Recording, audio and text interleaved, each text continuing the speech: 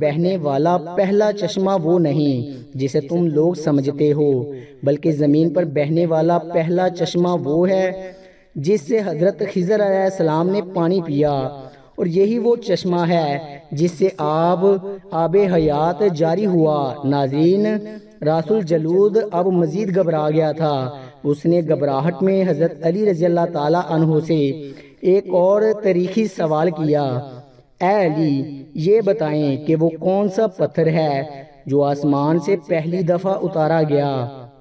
حضرت علی رضی اللہ تعالی عنہ نے جواب دینے سے پہلے ایک جملہ کہا، یقیناً تم لوگوں کے ذہنوں میں پہلا پتھر وہ ہے جو بیت المقدس میں نصب ہے، لیکن تم اس بات کو کیوں بھول جاتے ہو کہ خانہ کعبہ بیت المقدس سے کہیں پرانا ہے، اور حجرہ اسود اسی وقت نصب کیا گیا جب خانہ کعبہ پہلی دفعہ تعمیر ہوا تھا، اور وہی پہلا پتھر ہے۔ یہودی آپ کے جوابات سن کر ہمت نہ کر سکے، انہیں غلط قرار دیا، کیونکہ آپ ان کے جوابات انتہائی دلیل کے ساتھ دے رہے تھے اور ان کی اصلاح بھی کرتے جا رہے تھے۔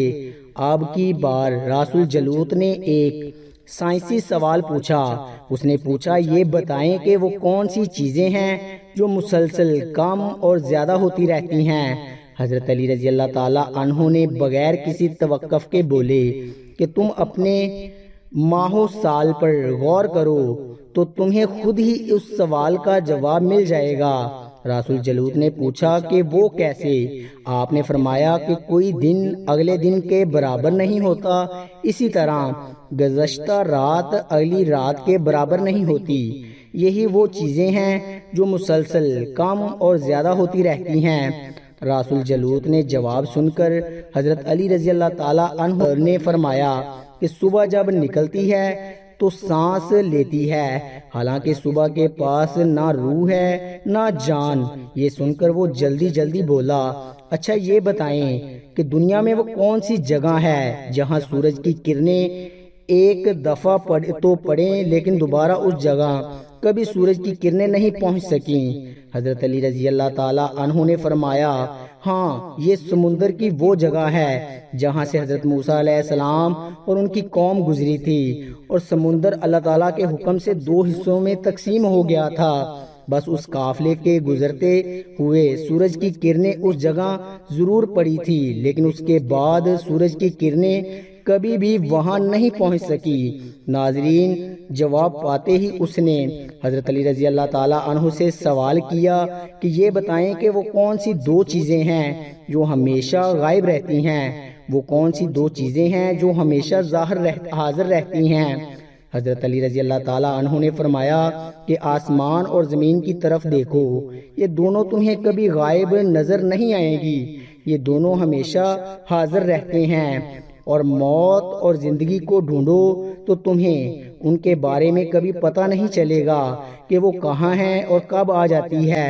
اگلا سوال رسول جلوت نے یہ کیا کہ اے علی، یہ بتائیں وہ کون سی چیز ہے جس کا خالق خود اللہ ہے مگر اسی کے بارے میں خود سوال بھی کرتا ہے؟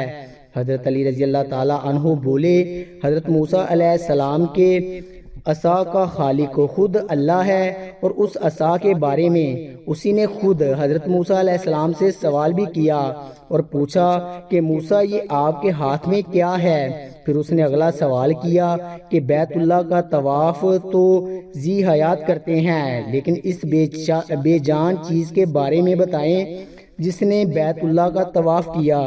حضرت علی کرم اللہ وجہ الکریم بلا توقف بولے کہ کشتی نوح ایک ایسی بے جان چیز ہے جو طوفان کے دوران اس مقام پر پہنچی جہاں بیت اللہ ہے تو اس نے اس کے گرد 7 چکر لگائے۔ رسول جلوت نے باب العلم حضرت علی رضی اللہ تعالیٰ عنہ سے کئی سوال کیے اور تمام کے جواب آپ رضی اللہ تعالیٰ عنہ نے بالکل ٹھیک بلا توقف دیے۔ تو مجمع میں بیٹھے ایک یہودی بولا، حضرت، دنیا میں ہر شخص سوچ کی جواب دیتا ہے لیکن آپ تو ہر سوال کا جواب بلا توقف دے رہے ہیں۔ حضرت علی رضی اللہ تعالیٰ عنہ نے اس سے سوال کے بدلے اس یہودی سے ایک سوال کیا کہ بتاؤ تمہارے ہاتھ میں کتنی انگلیاں ہیں؟ اس نے فوراً جواب دیا 5۔ حضرت علی رضی اللہ تعالیٰ عنہ نے فرمایا تو نے بھی تو فوراً میرے سوال کا جواب دے دیا۔ اس یہودی نے کہا یا علی یہ کیسی بات ہوئی؟ مجھے معلوم ہے کہ میرے ہاتھ میں 5 انگلیاں ہیں۔ یہ سن کر حضرت علی رضی اللہ تعالیٰ عنہ مسکراتے ہوئے کہا مجھے بھی یہ سارے علم ایسے ہی معلوم ہے جیسے تجھے یہ معلوم ہے کہ تیرے ہاتھ میں 5 انگلیاں ہیں۔